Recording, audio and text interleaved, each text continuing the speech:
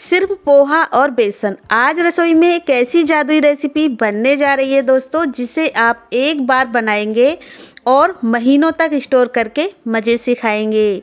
तो दोस्तों, पोहा, जलेबी या फिर सिंपल नाश्ता भूल जाइए, क्योंकि पोहे का ऐसा इस्तेमाल आपने अपनी ज़िंदगी में पहले कभी नहीं किया होगा।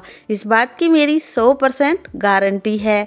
ये जितना हेल्दी है, इससे कहीं ज़्यादा कुरकुरा और मज़ेदार, बिना किसी प्रिजर्वेटिव के ये महीनों तक एकदम ताज़ा रहेगा, बिल्कुल भी ख़राब नहीं होगा। तो चलिए दोस्तों, शुरू करते हैं पोहा की सीक्रेट और सबसे अनोखी रेसिपी। दोस्तों, इस रेसिपी को बनाने के लिए मैंने 2 कप ये मोटा वाला पोहा लिया है, 1 कप बेसन, थोड़ा सा धनिया पत्ता। आज इन्हीं सारी चीज़ों से हम एकदम नई रेसिपी बनाकर रेडी करने वाले हैं। अब आपके पास अगर बारीक वाला पोहा है तो वो भी आप ले सकते हो, वो ज़्यादा अच्छा रहेगा अगर बारीक पोहा है। वैसे जो भी पोहा आपके पास हो, मेज़रमेंट के अकॉर्डिंग मैंने 2 कप पोहा यहाँ पर डाल दिया है एक मिक्सिंग बाउल में। और अब हम क्या करेंगे, पोहे को अच्छे से गीला करेंगे, धुलेंगे पोहे को।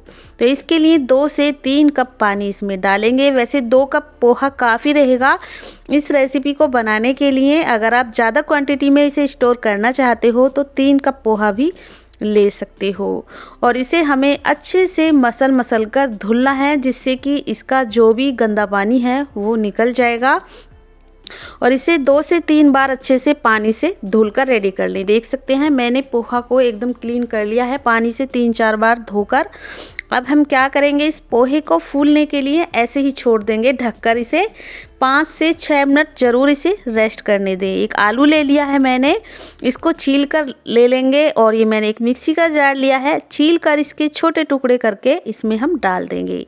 आलू का इस्तेमाल इस रेसिपी में हम इसलिए कर रहे हैं क्योंकि जो टेस्ट है वो बढ़ जाएगा आलू डालने से, और बच्चे भी शौक से खाना पसंद करेंगे। वैसे आप चाहें आलू को पूरी तरह से स्किप कर सकते हैं। 2 से 3 हरी मिर्च और जो धनिया पत्ता था उसको साथ में ही डाल देंगे, और बिना पानी बिना कुछ डाले इसको हम पीसकर तैयार करेंगे। तो ध्यान रहे दोस्तों, इसमें कोई भी मोटा टुकड़ा ना रहे, एकदम बारीक पेस्ट बनाकर आपको रेडी करना है। कुछ इस तरह से। एक आलू का इस्तेमाल किया है, मीडियम साइज का आलू था। आप चाहें आलू की क्वांटिटी बढ़ा सकते हैं या फिर आलू को पूरी तरह से स्किप कर सकते हैं। मैंने चेक कर लिया, इसमें कोई भी मोटा टुकड़ा नहीं है। इसमें मैंने आधा छोटा चम्मच अजवाइन, 2 चुटकी हींग, आधा छोटा चम्मच कलौंजी डाल दी है, 1 छोटा चम्मच नमक का इस्तेमाल किया है, इसे और भी ज़्यादा टेस्टी बनाने के लिए। इस आलू के पेस्ट में इन सारी ही चीज़ों को हम मिक्स कर देंगे। बहुत अच्छे से नमक मिक्स हो जाता है, और जो पोहा हमने भिगा कर रखा था वो भी अच्छे से फूल चुका है।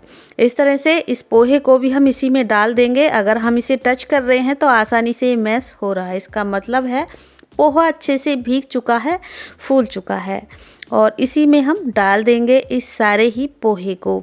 2 कप पोहा था और ये फूलने के बाद थोड़ा सा ज़्यादा हो गया है। अब हमने जो बेसन लिया था 1 कप, इसमें से आधा कप बेसन अभी हम इसमें डाल देंगे, आधा कप बाद में डालेंगे। और बेसन के साथ अच्छे से पोहे को मिक्स करेंगे। दोस्तों, ये रेसिपी ना खाने में एकदम यूनिक लगेगी। जब आप पोहे से ये नाश्ता बनाओगे ना, तो आपको जो टेस्ट है बहुत ही ज़्यादा अलग आएगा। बहुत ज़्यादा क्रिस्पी बनते हैं क्योंकि हमने पोहे का इस्तेमाल किया है इस रेसिपी में। और अच्छे से मिक्स करते हुए बाकी के आधा कप बेसन को भी इसी में हम डाल देंगे। ज़रूरत हो तो और बेसन का इस्तेमाल भी कर सकते हो आप। वैसे 1 कप बेसन 2 कप पोहे के साथ काफ़ी रहेगा, क्योंकि जो पोहा होता है ना, बाद में काफ़ी मात्रा में पानी को एब्जॉर्ब करता रहता है। इसलिए मैंने पोहे का इस्तेमाल किया है बेसन के साथ, और साथ में ही हींग और अजवाइन का भी इस्तेमाल किया है। और आधा छोटा चम्मच इसमें लाल मिर्च का पाउडर, 2 चुटकी हल्दी डालेंगे कलर के लिए, आधा छोटा चम्मच धनिया पाउडर डालेंगे। नमक का इस्तेमाल हमने पहले ही कर लिया है, और सारी चीज़ों को ही अच्छे से मिक्स करेंगे। तो आज की रेसिपी बनने वाली है एकदम तीखी, चटपटी, कुरकुरी, मसालेदार। इसलिए मैंने इन मसालों का इस्तेमाल किया है, जिससे ये जो रेसिपी ना बहुत ज़्यादा टेस्टी बनती है। अब अच्छे से गूँथ कर हमें इसकी करनी है गुथाई, और तब तक इसे गूँथेंगे जब तक कि एकदम से डो फॉर्म में ना आ जाए, जिससे कि जो पोहा है ना बिल्कुल मैश हो जाएगा, एकदम डो की तरह दिखने लगेगा। इस तरह से मैंने इसका डो बनाकर रेडी कर लिया है। जितने अच्छे से इसे आप गूँथेंगे ना, आपकी रेसिपी उतनी ही ज़्यादा स्मूथ और सॉफ्ट बनेगी।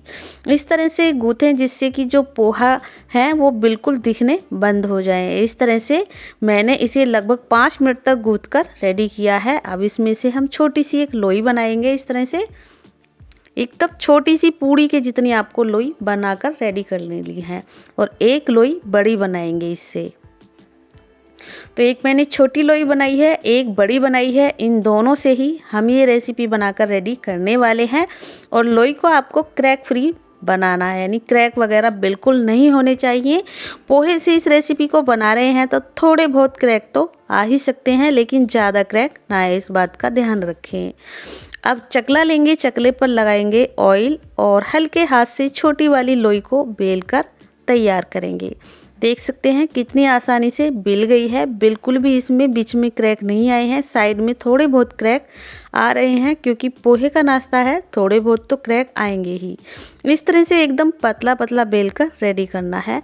और अब हमें क्या करना है, एक टूथपिक ले लेनी है, और टूथपिक की मदद से इसमें हम होल कर लेंगे 8 से 10। आप चाहें तो इसे इस तरह से बना सकते हैं। साइड में रख लेते हैं प्लेट में। और ये बड़े साइज की जो लोई थी, इसको भी हम एकदम पतला और बड़े साइज का बेलकर रेडी करेंगे। इसी तरह से इसे हल्का दबाव देते हुए बेलकर रेडी कर लें।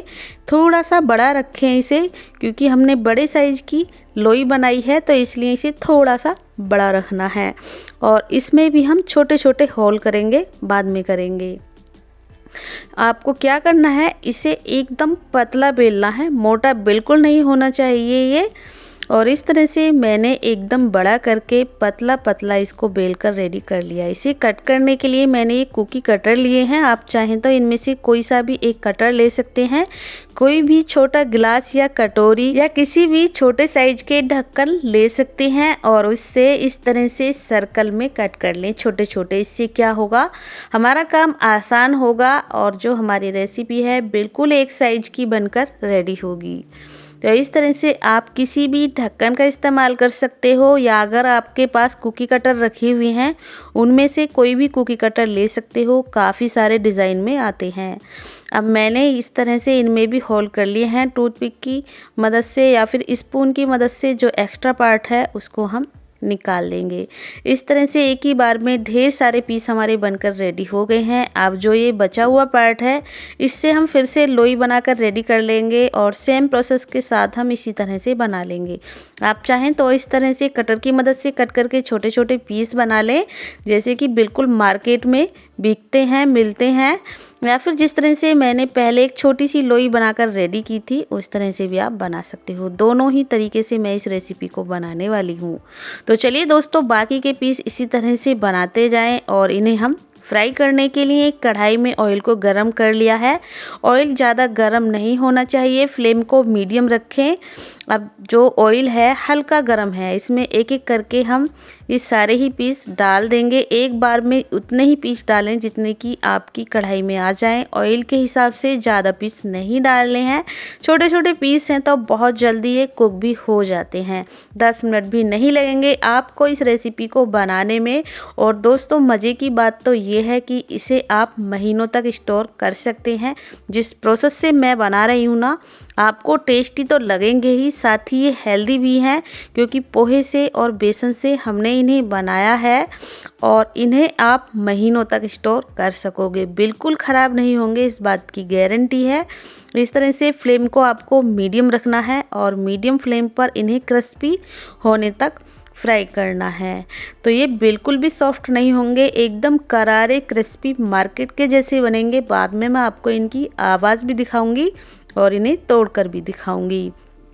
और दोस्तों इस रेसिपी को आप कहाँ से देख रहे हो, जितनी देर में हम दूसरा बैच फ्राई करते हैं आप जल्दी से इस वीडियो को लाइक कर दीजिए। अगर आपको भी ये वीडियो पसंद आ रही है ना थोड़ी सी भी, तो प्लीज़ जल्दी से वीडियो को लाइक कर दीजिए। और इसी तरह से हम बाकी के सारे ही पीस फ्राई करके रेडी करेंगे। तो दोस्तों मैंने दोनों तरह से आपको बनाने बताए हैं। इस तरह से बनाएंगे ना एकदम मार्केट वाला लुक आएगा, जिस तरह से आप मार्केट से खाते हो। इस तरह से बहुत ही ज़्यादा ये क्रिस्पी हैं। ठंडे होने के बाद बहुत ज़्यादा ये क्रिस्पी हो जाएंगे। और ये जो बड़ी वाली थी इसको भी मैं आपको फ्राई करके दिखाऊंगी। इन्हें आप पापड़ी बोल सकते हो, पोहा बेसन की पापड़ी। और दोस्तों इस रेसिपी को आप क्या नाम देना चाहोगे ये भी आप मुझे कमेंट करके ज़रूर बताइएगा। आप इन्हें पोहा की पापड़ी बोलना चाहोगे, पोहा के चिप्स बोलना चाहोगे या कुछ और बोलना चाहोगे, ये आप मुझे कमेंट करके ज़रूर बताइएगा। इस तरह से देख सकते हैं बड़ी वाली पापड़ी को भी मैंने फ्राई करके तैयार कर लिया है। बहुत आसान है दोस्तों, इस रेसिपी को बनाना मिनटों में बन जाती है। और आप किसी की हेल्प भी ले सकते हो अगर ढेर सारी मात्रा में बनाना चाहते हो। और लीजिए इसी तरह से बाकी के सारे ही पीस मैंने डाल दिए हैं कढ़ाई में और गर्मा गर्म इन्हें फ्राई कर लेना है। तो लीजिए दोस्तों इनकी आवाज़ भी आप सुन सकते हैं, बहुत ज़्यादा क्रिस्पी हैं, बहुत ही ज़्यादा ये करारे भी बने हैं। ढेर सारे बनकर रेडी हो चुके हैं। इनकी आवाज़ मैं आपको सुनाती हूँ।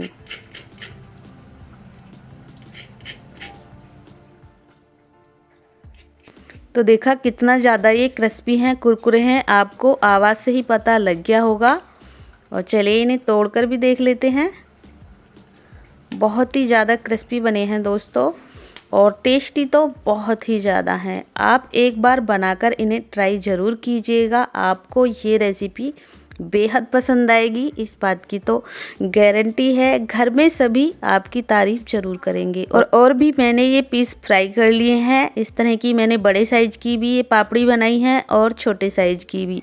दोस्तों इन्हें एक बार बनाकर कई महीनों के लिए स्टोर किया जा सकता है। वैसे तो ये इतने ज़्यादा टेस्टी लगते हैं कि आपके एक हफ्ते से ज़्यादा चलेंगे ही नहीं। बच्चे इन्हें एकदम से चट कर जाएंगे, बच्चे क्या बड़े भी इन्हें शौक से खाना पसंद करेंगे। तो चलिए मैं इन्हें स्टोर भी कर लेती हूँ। इसके लिए कोई भी एयर टाइट कंटेनर ले लें और उसमें इन सारे ही पापड़ी को डाल दें और एयर टाइट कंटेनर का इस्तेमाल करना है। और महीनों तक ये ख़राब नहीं होंगे, एक बार बनाएं और महीनों तक खाएं। तो दोस्तों आज की रेसिपी आपको थोड़ी सी भी पसंद आए तो प्लीज़ वीडियो को लाइक शेयर ज़रूर कीजिएगा। और कुक विद पुष्पा को सब्सक्राइब करना बिल्कुल ना भूलिएगा। इसी तरह की नई रेसिपी देखने के लिए मिलते हैं फिर किसी रेसिपी के साथ। तब तक के लिए थैंक यू, बाय बाय।